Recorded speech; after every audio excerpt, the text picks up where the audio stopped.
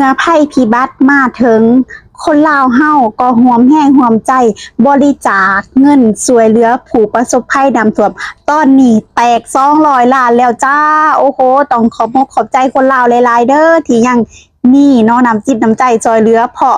เมื่อครั้งที่ผ่านมาเนาะคนไทยเขาก็ได้ช่วยเหลือที่ว่าเขื่อนเซเปียนเซน้ำหน่อยแตกแล้วคนไทยเขาไปช่วยเหลืออย่างหลดล้านมาครั้งนี้เนาะทางหาดใหญ่เพิ่น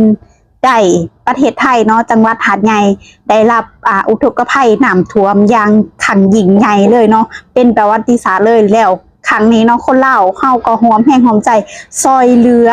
คนไทยเปิดรับบริจาค200 ล้านกีบแล้ว